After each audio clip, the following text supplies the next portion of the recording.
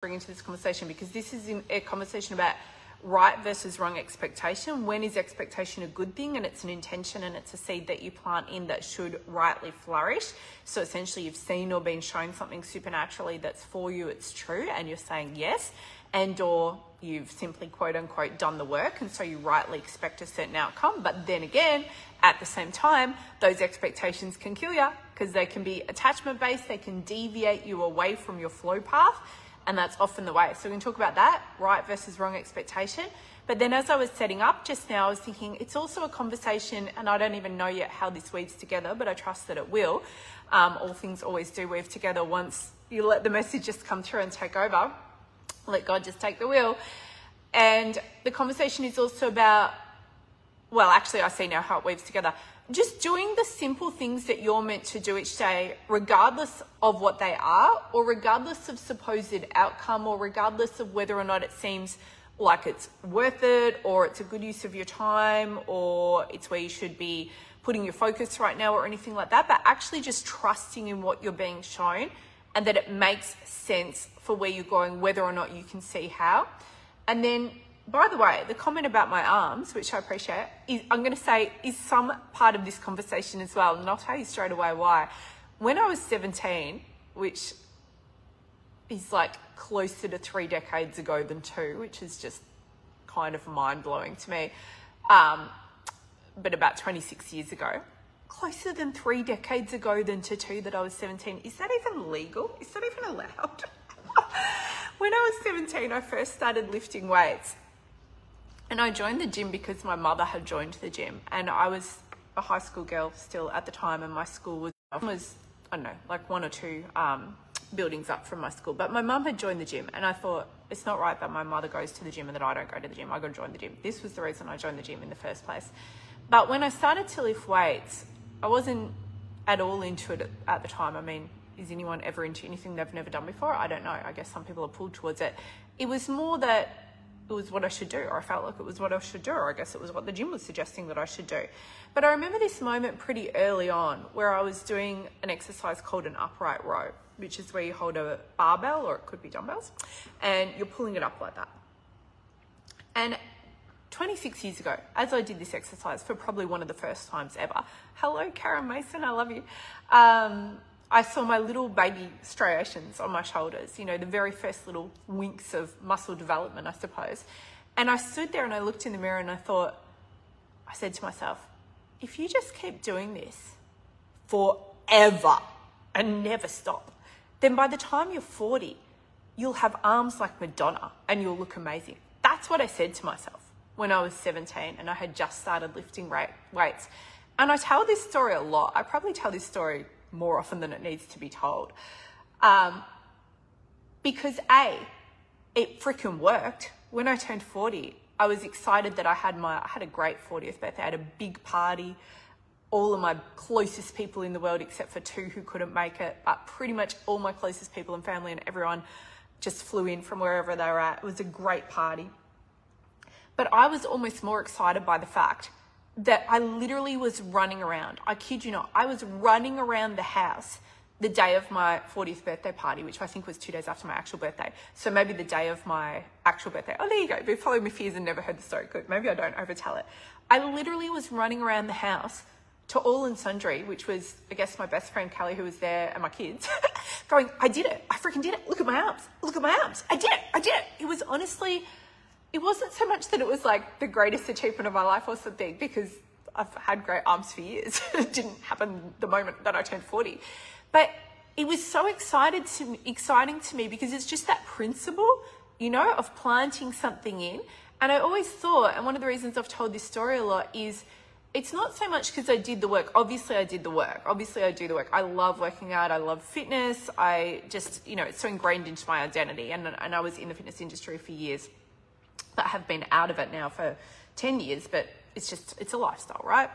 I just love stretching myself and seeing what cool new thing I can do next. Hence why I'm doing calisthenics training on top of all things. But to me, it was always the fact that I planted it in, and it was an inner knowing. And it was just some random thing inside of me that was like, if you just do this forever, Kat, forever, then you're going to feel and look amazing and you'll have arms like Madonna by the time you're 40.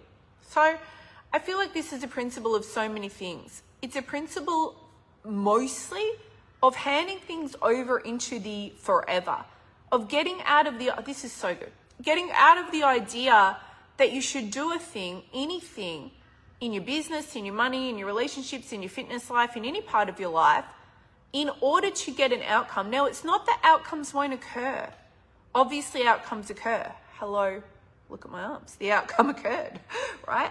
And it's not that the work doesn't need to be done for the outcomes to occur. It's the handing over of the reason why you do the thing. It's the handing over of it into the forever.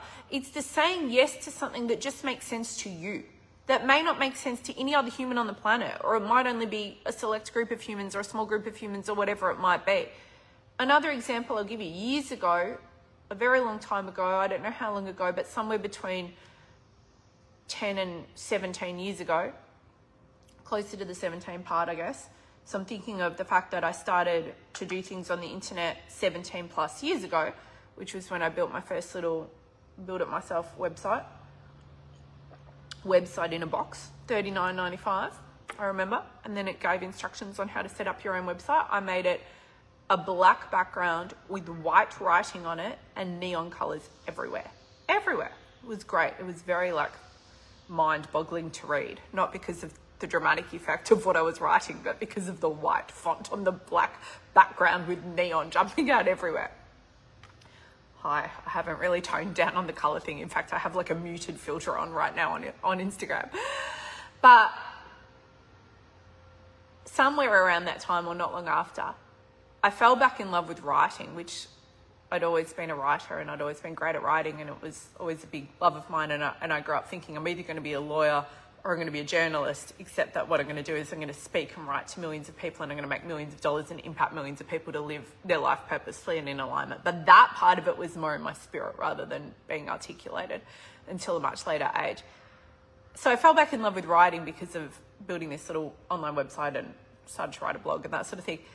And I had this moment in time where I thought, if I just keep doing this and I just pick a schedule that I made for myself, which at the time was to write 3 times a week. Now I write daily. It's just weird to me to not write. It's like not showering. In fact, you're more than likely to find me unshowered than that I haven't written that day. If I had to choose one, I'll choose the writing. Every single time. Fortunately, I usually manage to fit in a shower. But it was a knowing that this is something that's for me, you know? And I just thought, if I just keep doing this consistently, no matter what, I don't know what it's going to lead to, but it's going to lead to something. I didn't even have an idea in my head of what it was going to lead to, you guys. That's how I started my online business. People say, when did you decide to start an online business or become an internet marketer? I've been asked that question a lot on podcasts and that sort of thing. No, I didn't. I didn't decide to. It just kind of happened. I didn't even know that that's what I was doing until I'd already made nearly my first $1 million at the time on the internet. I didn't even hear the word internet marketing until much later than that. It was a different era. It was 17 years ago. It was just not like it is now. It just wasn't. It was blogging and a bit of info products, and it was just the Wild West. Everyone was just doing what they wanted, but mostly it was blogging and content and that sort of thing. So for me, it was just, I'll just keep doing this, and surely it's going to lead someplace. If I just keep doing this and I'm consistent no matter what, it's going to lead someplace. The stuff that we're meant to say yes to in life is not the stuff that we do so that we get, yeah, thankfully I did. I agree. Thanks, Elizabeth. I agree. Thankfully I did. Thankfully for me, because it's just a fuel and a flow source to me to do what I do. But it's resulted in an online empire that's monetarily beyond what most people ever make. That's just a reality. It's resulted in me being able to help hundreds of thousands of people around the world through the message that comes through me, not from me as such. Obviously it comes from me in some regard, but you know what I mean.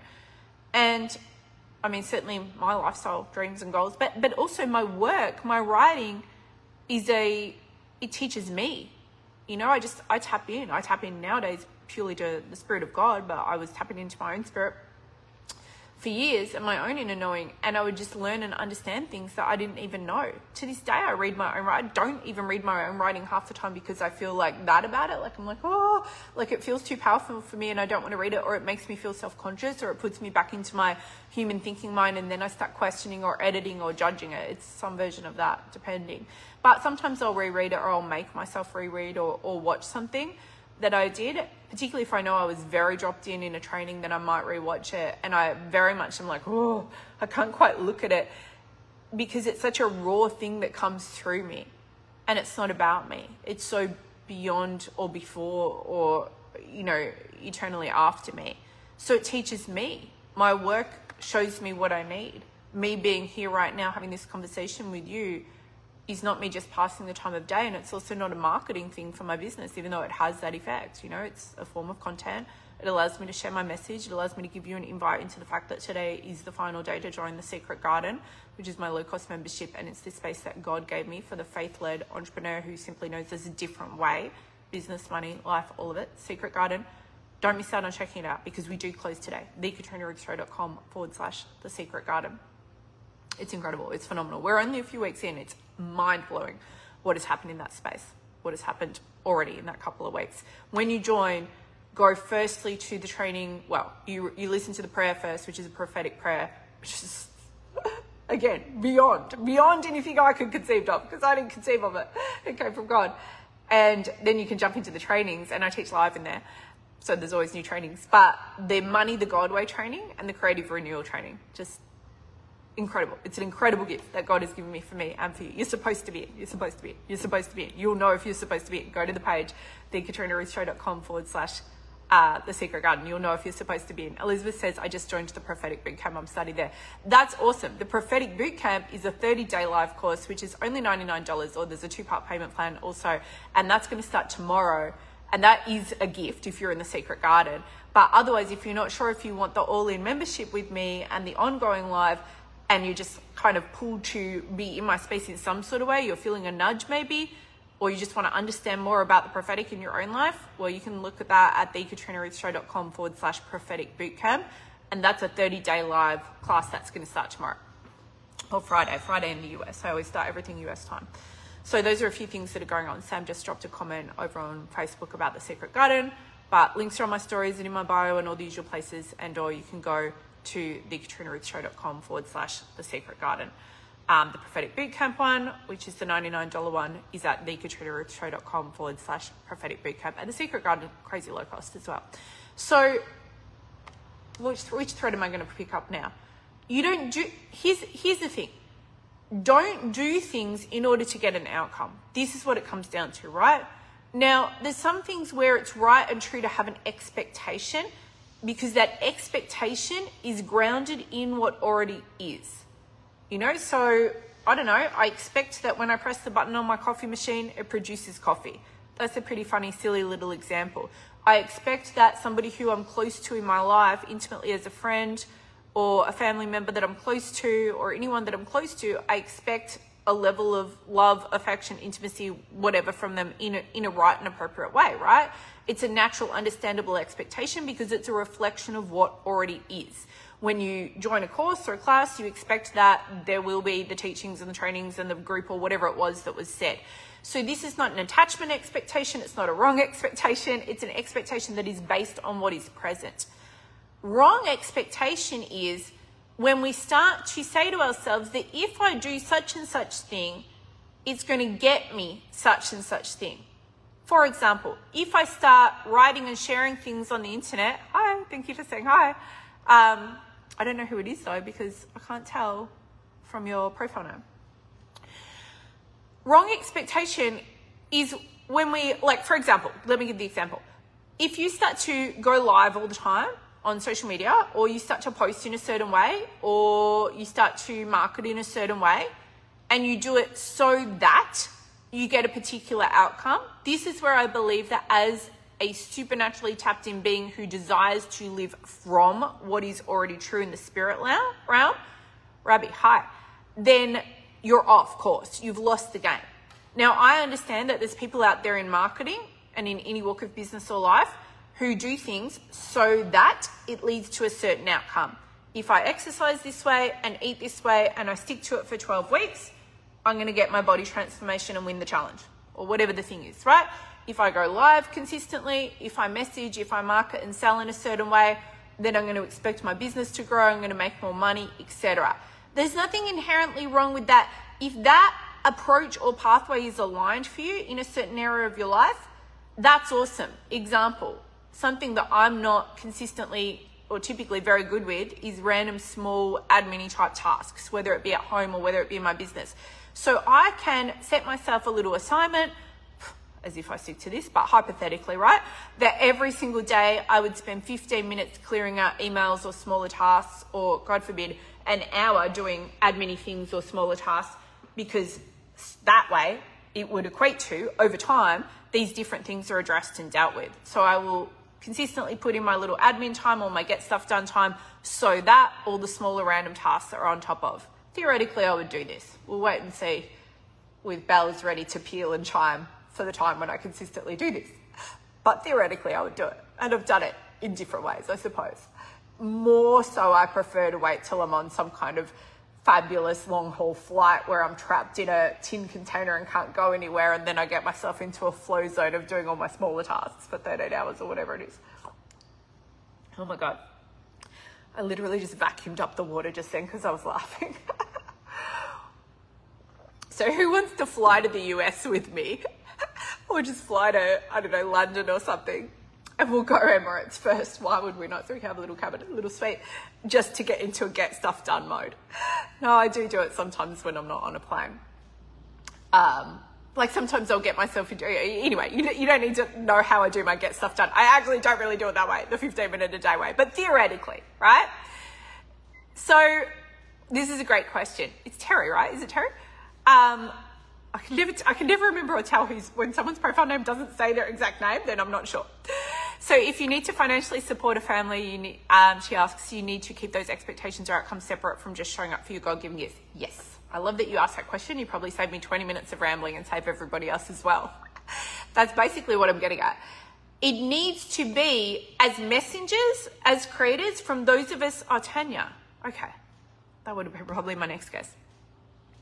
Messengers, creators, those of us who have something to share artistically, something that comes from beyond us, something that's Holy Spirit led perhaps, or something that's an inner knowing in your own intuition, your own spirit, you cannot do this work. And I would put it to you guys, that whatever area of your life you're looking for massive transformation and change in, not just this area, that you cannot get the result that is supernaturally there for you by trying to join dots, do steps, or do A, B, and C so that D or E occurs.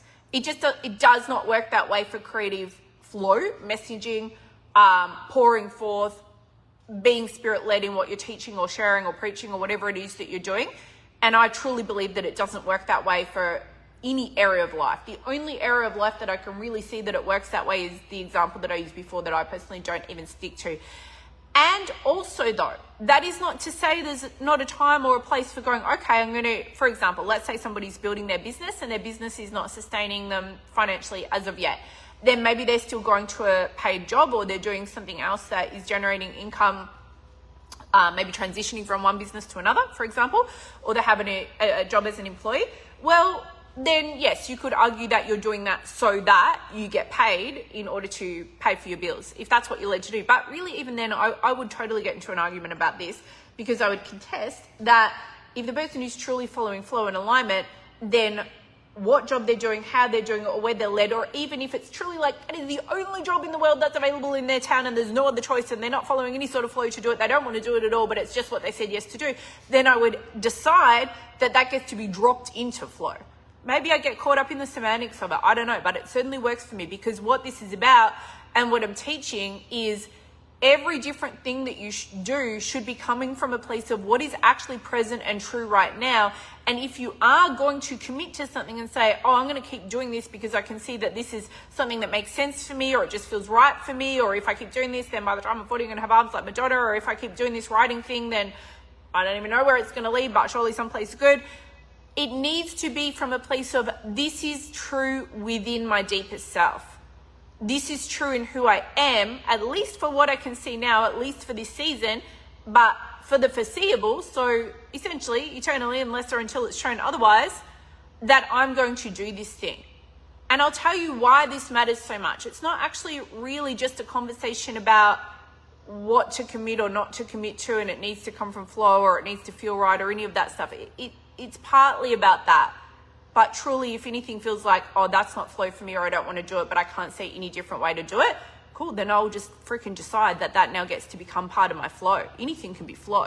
Cleaning toilets can be flow. It's probably not the flow that most people would choose, but some people would, and it absolutely can be flow. Anything can be flow.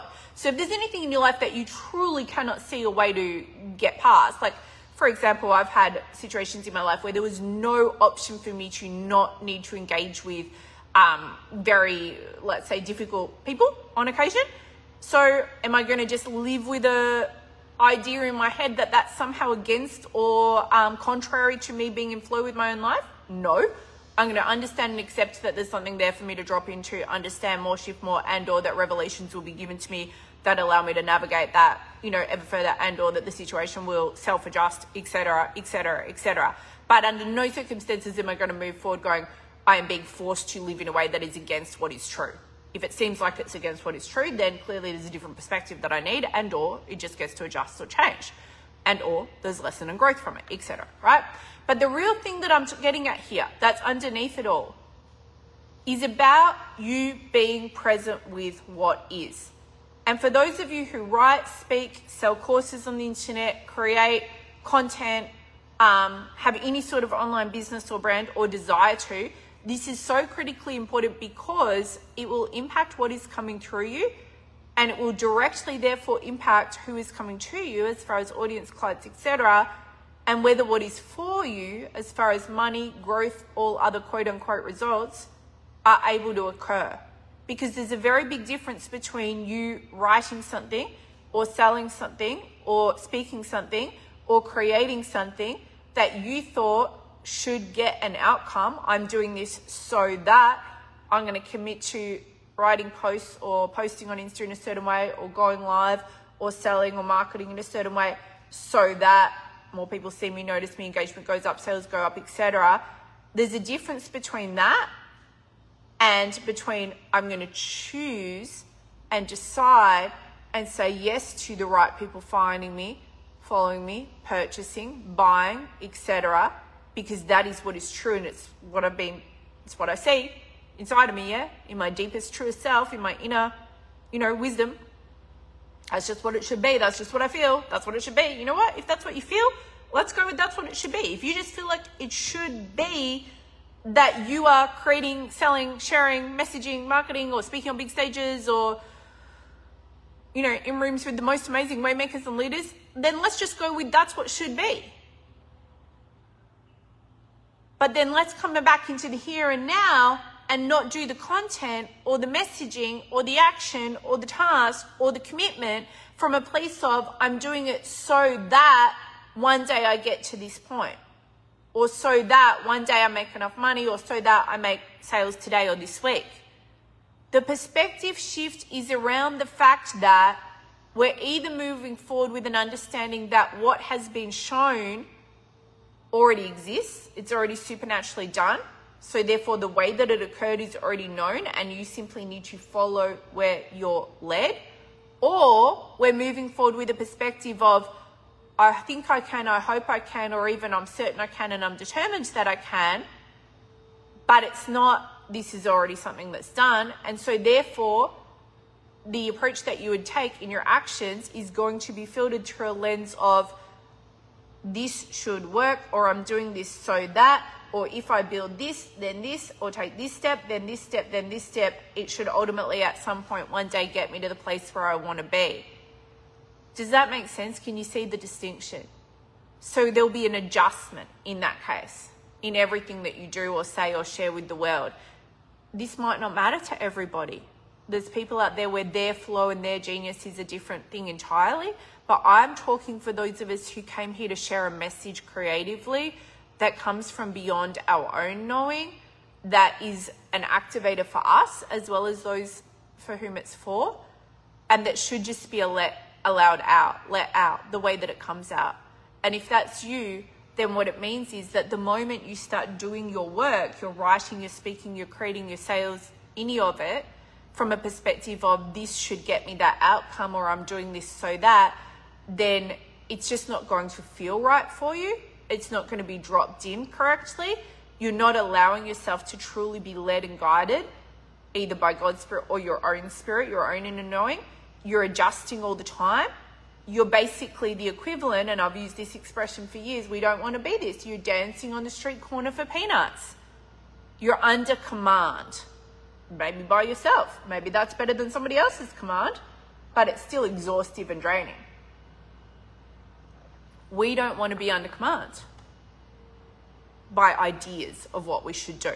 We want to be relaxed, dropped in, and spirit-led on what is true. We want to be able to trust. We want to be able to surrender. We want to be able to let go. It's what we were designed for. And we want to know that the actions that we're taking are just right because they're right, not because they make sense in a earthly realm sense necessarily. And we also actually deeply understand that quite often when we are on path, the things that we're doing, the actions that we're taking don't make sense in an earthly realm, or in an internet marketing realm, or in a coaching realm, or whatever lens you're looking through that you think your stuff needs to make sense in. And so meanwhile, what happens for this kind of a person is you have this inner fight or this turmoil going on whereby you just freaking want to let what's inside of you out. You just want to pour it out. You don't even necessarily know that that's what you want unless you actually understand this stuff to some degree. But if you've not really stepped into just that free flow of letting what's meant to come through you come through, then you don't even know what the thing is that you're feeling pent up about. So then you're like looking, courses, coaching, ideas of what you should do. There's a knowing inside of you that you're meant to have a big platform online maybe, or write books, or have a podcast, or have people listening to what you have to say. You just know that what's coming through you is meant to be for other people. And so because of that, you go looking through a typical lens. Oh, how do I build an online business? How do I grow my audience? How do I get more sales? How do I create or sell an online course? And then as you do it, what happens? You feel disheartened. You have an underlying sense that maybe you haven't articulated, but let me do so for you now, of betraying your own soul. It feels wrong. It feels annoying. It feels like, is this true? Should I really have to do this? But because you maybe don't have the experience or the financial result or whatever of whoever you're listening to at the time, you go, okay, well, they obviously know better. That's why I'm here. But meanwhile, it feels like you're going against yourself. And the reality is that the majority of the market in the coaching world and the online personal branding, online business space is teaching that there is a formula that needs to be followed to position yourself, to brand yourself, to market, sell, etc. And there is not a formula because somebody just made that up, or however many different people have made up whatever they've made up, and that may or may not have been aligned for them at the time. And if it was, glory be to God. But that doesn't mean that it's aligned to you. It doesn't mean you're the same kind of person. It doesn't mean that their flow is your flow. And even if it is, the filter is ultimately not what somebody on the internet says is true. The filter is, well, between you and God, is this right for me? Is this what I would be doing if I were just here to let what's inside of me out? So you've taken that thing of having a deep knowing that you have something in you that is meant to be released to the world, and you've gone looking for a container that would allow you to do that. Can I just get an amen on the fact that there is no container required for you to be fully you? No earthly container. No container made up by such and such person on the internet, no matter how epic they are. And they may be epic, and they may be in alignment for them. Right? Totally. I know plenty of people who have a completely different alignment to who they are than me, and they will do business in a completely different way, which I just think is fascinating, and I admire it, and I'm fascinated by it, and I'm always interested because I love to see other people's flow, but I am also going to run completely in the opposite direction at the idea of doing that sort of thing myself, because what I am here to do, and so if you're in my space, then it's very likely that this is true for you as well, is to just let what's inside of me out. And I found a way a very long time ago, years ago now, well over a decade ago, because I have been doing this a very long time on the internet, of realizing that when I just let it out and I stopped thinking about whether it makes sense, or whether I need to go live right now, whether I need to write a blog, or how it's going to link to what I'm doing, or whether I have time for that, or should I still be doing whatever, when I put it aside, what am I getting a pull on right now? That's why I'm here right now. Emily said, what do I do in my day? This is like my flow day. It's Thursday. I don't usually book stuff on a Thursday. Very rare that I book stuff. It's a flow day for me. I've just got back from traveling. I could be doing any number of things. I don't need to be here. I don't need to literally be here. Well, I wanted to drop in to get some of my fitness meals out of the fridge. But I don't need to be on a live stream. I never need to be really doing anything that I'm doing. The literal reason why I'm here today having this conversation is because I had a great conversation in my training session earlier with my trainer at Calisthenics about expectation, and then I just felt like talking about it. So I follow that nudge. As a writer, as a speaker, as somebody who's here to pour things out, I just pour out whatever I'm led to pour out, and then what I do is I whack a call to action on the end of it that invites you into whatever I've got going on at the moment, which is the Secret Garden closing today and the 30-day $99 Prophetic Bootcamp starting tomorrow. Links are both in my bio. The Secret Garden, just if there's any pull to work with me as your coach, do not miss that. Door's closing today. That one's at thekatrinaruthshow.com/The Secret Garden. If you're joining the Secret Garden, don't buy the Prophetic Bootcamp. It's a gift. If you're not sure about the all-in, and by the way, it's a very low-cost all-in, but if you're still not sure about the all-in, join the Prophetic Bootcamp and start with something smaller. It's a very intense, smaller thing, though. I will say that for 30 days of a daily class in a new life course is quite intense. You always have all content for life, by the way. But that's what I do. I wrote a little explanation in my blog yesterday, and it's on my Insta on the swipe across from yesterday's post, about how I make my money. But I just said it then. It's really, I just open mouth, let whatever's coming out of me come out when or as it happens to. I don't do it on a schedule or a roster or based on that I should do this or that. It's truly when I get that nudge, and because I am here to write and speak and share, that nudge comes pretty often. In fact, it comes a lot more often than what you would see me show up, because often it's when I'm, showering or driving or gymming or sleeping or goodness knows when. And I just let it out. And then I just add a call to action on the end. That is literally how my business has made tens of millions of dollars. Supposedly defying all the rules, being the rebel or whatever. But it was never about being the rebel. It was never about trying to go against the grain even. It was just a knowing that who we are is against the grain. Like, it's not trying to make a point of being anti a system or anything. It's just, but that's not me, and I've certainly built quite a lot of content over the years around the rebel brand and screw the rules and all that sort of stuff. And it's true. And I say those things to make a point and to get, your attention to the fact that, hey, that's not true. Like, maybe it's true for somebody. It doesn't make it true for you, because it was never about going against anything. It's about going into you. Do you get it? And so you've got to start to pay attention. Oh my gosh, you guys, I just wrote Elizabeth said she's looking forward to reading my new book. You got to get that book, because I just wrote the new book yesterday. Part 2 of the Possess the Land series. My new book, Possess the Land, A Walk with the Lord in the Secret Garden of Your Life, is on Amazon right now, or if you go to my Instagram, it's in the book, in the links. It was a prophetically written book, only published a few weeks ago. But at the end of that book, I heard the next book 2 is, this is the money plan. Write the money plan. And then I wrote that book yesterday on the plane. It's not finished, but I wrote the whole prophetic first part, which came from God. And then part 2 is like my thoughts and shares, and I mapped it all out. So it's pretty close to finished. I write fast, you guys. Is that flow and freedom available to all, or just the 1% of the 1%? It's available to everybody. It just looks different for everybody. And who I'm here for and who I talk to is those people who are really called to pour forth in a big way, such that they are going to impact huge numbers of people, whether it's directly or whether it's, through whoever you impact, and then there's a flow on from that. But yeah, we should all be living in that way. The reality is that some of us, however, are much more, we just have a discernment, and we're much more pulled to the supernatural. We have a heightened sensitivity to understand or see what's going on in the spirit realm. That can obviously be dangerous if you go down, if you do it outside of God, point blank, we'll say it. But some of us are more inclined that way. Some of us just are like, I have a gift of discernment, right? Not everybody has a supernatural gift of discernment. That doesn't mean they can't ask for and receive heightened discernment, but some people have a supernatural gift of discernment. Some people have a prophetic gift. Some people have a ability to see or to know or understand. Well, that's a form of discernment as well. But yeah, there's a pull there. So I speak to those who have a heightened sensitivity to the supernatural. They've always been pulled that way. They've always understood that there's a different way of looking at life, and that it's not pretty much how we were oftentimes taught or raised. And they do have a big message to share, and they are meant to be pouring forth in whatever way they do that creatively. So often writing, speaking, teaching, but could be entertaining, could be art in a more traditional sense as well. Like, that's art, right? That's a pouring forth. And they just know that they need to do it the way that's true for them. That's what this message comes down to. And it comes down to, why don't you just be present in this moment right now with what you're feeling led to do? That's what it's about. Rather than going, if I do this thing over here, then it's going to get me somewhere. No, it's not, because you're not being present with what you're meant to be present with.